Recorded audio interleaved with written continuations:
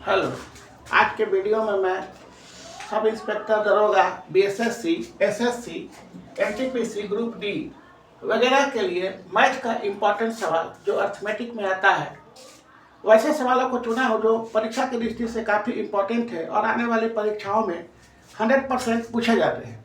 जैसे पहला है, यदि a b का पावर p, b है c का पावर q और c इक्वल टू a का पावर r है, मैंने ये एक रिलेशन दिया हुआ है, तो पी क्यू आर का मान निकालना है कि पी क्यू आर का मान कैसे निकलेगा। तो इसके लिए हम लोग लास्ट से शुरू करते हैं। जैसे लास्ट से शुरू करने का मतलब सी का पावर ए आर। अब ए का वैल्यू बी पी है तो बी पी और आर हो जाएगा, क्योंकि इंडाइसिस में दोनों ऊपर का मल्टीप्लाई हो जाता है। और फिर बी का वैल्यू रखेंगे तो सी क्यू आ जाएगा, सी। अब क्यू करिएगा तो क्या होगा, पी क्यू आर। तो सी से शुरू हुआ, ये सी पर ला दिया, तो यहाँ पर सी का केवल है तो यहाँ पर सी का 1 लिख सकते हैं। तो यहाँ पर देखिए कि P Q R power equal हो गया, तो पी क्यू आर बराबर कितना आ गया, 1 आ गया। ऑप्शन आ गया सी। अगला सवाल है m to the power n equal to 169, तो इसका मान निकालना है। m plus 1 to the power n minus 1 का वैल्यू निकालना है और ट्रिक से जल्दी से बनाना है। ये ट्रिक है इसका, ठीक है। सभी सवाल ट्रिक से ही बनेंगे। अब अगर mn आपको दे दिया 169, तो 169 को 13 का 13 लिख सकते हैं। तो m का वैल्यू कितना आ गया, 13। n का वैल्यू कितना आ गया, 13। m और n दोनों का वैल्यू कितना आ गया, यहाँ पे 13 13 आ गया। m और n का वैल्यू 13 13 नहीं आया। देखिए इसको फिर से हम लोग देख रहे हैं कि कैसे क्या है। ये वाला सवाल m और n अगर हम लिखेंगे 13 का 13 थोड़े होगा, 13 का स्क्वायर होता है 169। mn 169 के जगह पर 13 स्क्वायर। अब इसको कंपेरिजन करिए कि क्या है, इससे पता चलता है कि m का मान आ रहा है 13 और n का मान आ रहा है 2। अब ये सब जो वैल्यू है इसमें हम लोग रख देंगे। m प्लस 1 का मतलब क्या हुआ, 14 प्लस 1, और n माइनस 1 का मतलब क्या हुआ, 2 माइनस 1। 14 एक 15 का पावर 1, तो 15 का पावर 1 आके क्या हो गया, 15 का पावर 1 आया तो क्या आंसर आ गया, आपका आंसर आ गया 15। तो यही इसका जो है आंसर जो है वो आपका 15। यहाँ पे आपको यहाँ पे 13 प्लस 1 नहीं, यहाँ पर 13 है ना, m का मान। m प्लस 1 का मतलब क्या हुआ, ये 13 है। 13 प्लस 1 14, 14 का पावर 1 माइनस 1, तो ये ऑप्शन नहीं है, ये 14 आएगा।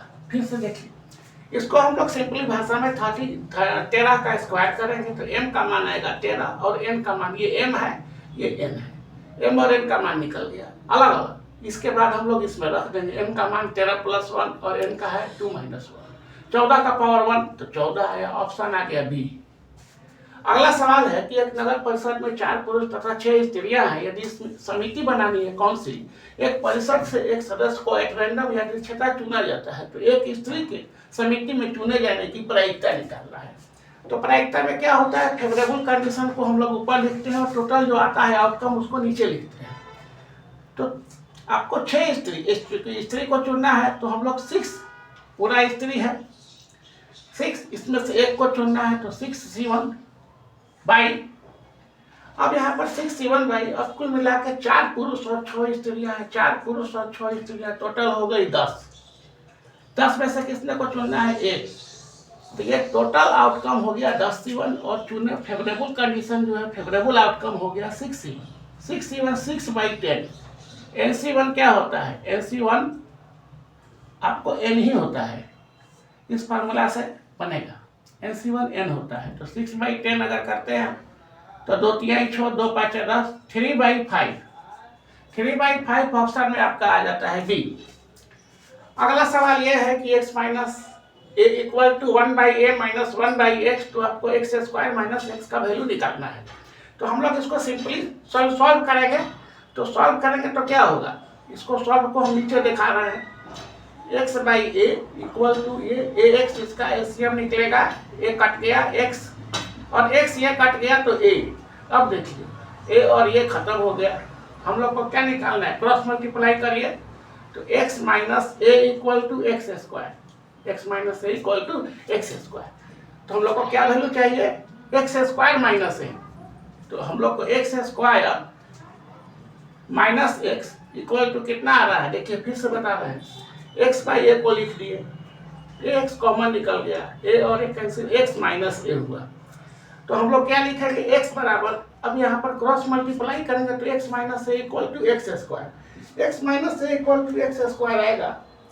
तो हम लोग को इसमें क्या निकालना है, a का मान निकालना है, एक्स स्क्वायर माइनस ए का मान निकालना है, एक्स स्क्वायर माइनस एक्स का मान निकालना है। तो यहाँ पर देखिए बन चुका सवाल, एक्स स्क्वायर माइनस एक्स अगर यहाँ गया तो हम लोग इसको, यहाँ पर क्या आंसर आ रहा है, देखिए x बराबर x माइनस ए आ रहा है, तो हम लोग एक्स स्क्वायर x माइनस ए लिखेंगे, तो a का मान x माइनस एक्स स्क्वायर। इसको हम लोग क्या कर सकते हैं, यहाँ पर देखिए माइनस ए आया है, लेकिन हम लोग को मान यहाँ पर एक्स स्क्वायर माइनस एक्स का नहीं निकालना है, x माइनस एक्स स्क्वायर का निकालना है। यहाँ पर देखिए, यहाँ पर x माइनस एक्स स्क्वायर लिखिए, यहाँ पर ज़्यादा सवाल भारी हो जाएगा ऐसे। अगर x माइनस एक्स स्क्वायर रहेगा, यहाँ पर सवाल को थोड़ा चेंज सुधारे हैं भारी होने के लिए, माइनस से आएगा। यहाँ पर हम लोग को यहाँ पर a निकालना है, तो माइनस से गुणा करेंगे तो क्या होगा, minus x square plus x, मतलब x minus x square. Finally कितना आ गया, ये a के बराबर आ गया, तो ऑप्शन हो गया बी।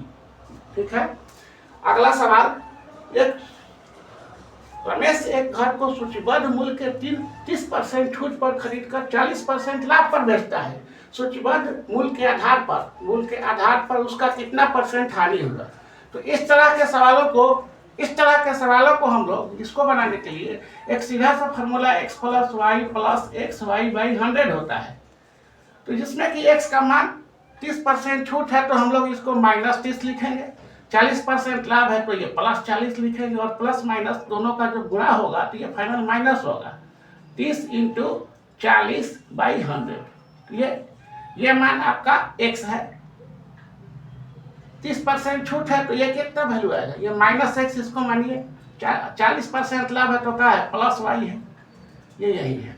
अब देखिए ये और ये का सोना कट गया, तो आपको माइनस 30 प्लस 40 माइनस 12, तो ये 40 माइनस 42, ये 40 हो गया, ये दोनों जोड़िएगा 42, इसका मतलब -2 बता रहा है कि ये जो है हानि जो है वो 2% है। ठीक है, तो इस तरह से एक आध सवाल हम और आगे भी ले रहे हैं ताकि ये स्पष्ट हो जाए कि ये कैसे क्या है। यहाँ पर हम फिर बता देना चाहते हैं कि x माइनस एक्स स्क्वायर का वैल्यू चाहिए था, तो x माइनस एक्स स्क्वायर को हम लोग इसको सीधा सिंपल हल करके बताएं। अगला सवाल देखिए कैसे ले रहे हैं, अभी एक आध सवाल और ले सकते हैं जो कि परीक्षा में हमेशा पूछा जाता है। कौन सवाल है भाई, इसको देखिए कि आगे कौन सवाल ले रहा है। देखिए यहाँ पे जो सवाल आ रहा है, वृक्षों की अधिकतम संख्या बताएं।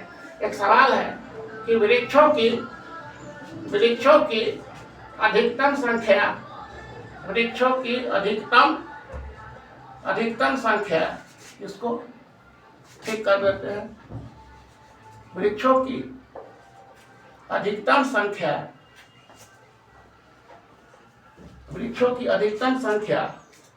बतावें, वृक्षों की अधिकतम संख्या बताएं जिसे 1760 मीटर लंबी 1760 मीटर लंबी एक सीधी सड़क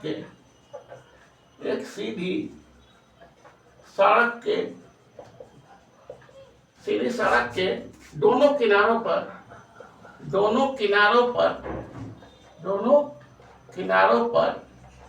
सड़क के सीधी दोनों किनारों पर 20 मीटर के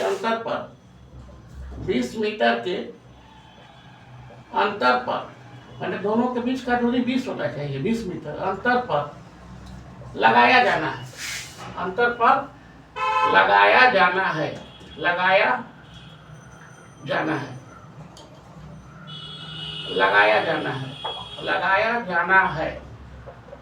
इसका ऑप्शन देखिए क्या है, पहला नंबर है A 88, बी 89, सी 90 और डी नॉन। अब देखिए यहाँ पे कैसा सवाल है कि वृक्षों की अधिकतम संख्या बताना है जिसे 1760 मीटर लंबी एक सीधी सड़क के दोनों किनारों पर 20 मीटर के अंतर पर लगाया जाना है। इसका कैसे निकलेगा भाई? तो 1760 बाई 20 प्लस 1। इसका एक सीधा सा बात है कि आप इसमें इसको भागा करिए और एक जोड़ दीजिए। एक इसलिए जोड़ दीजिए कि अंतर पर लगाना है। तो इसको हम लोग कटाएंगे। 88 बार में कट रहा है तो 88 प्लस 1 कितना आया? 89 आंसर है ये। फिर बता देते हैं इसका ट्रिक यही है, अगर इस तरह का सवाल इसमें इसको भागा करके 1 जोड़ना पड़ेगा। ठीक है, अगला सवाल हम ले रहे हैं। छात्र को सही उत्तर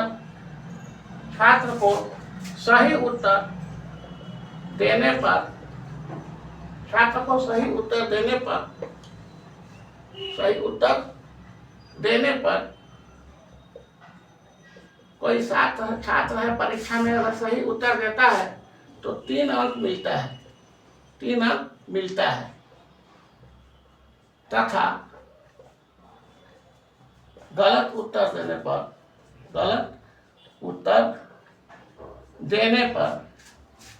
पर 2 अंक घट जाता है ना। कुल 30 प्रश्न हल किया। कुल 30 प्रश्न हल करने पर कुल 30 प्रश्न जब वो हल कर दिया, कुल 30 प्रश्न हल किया, उसे 40 अंक मिलता है।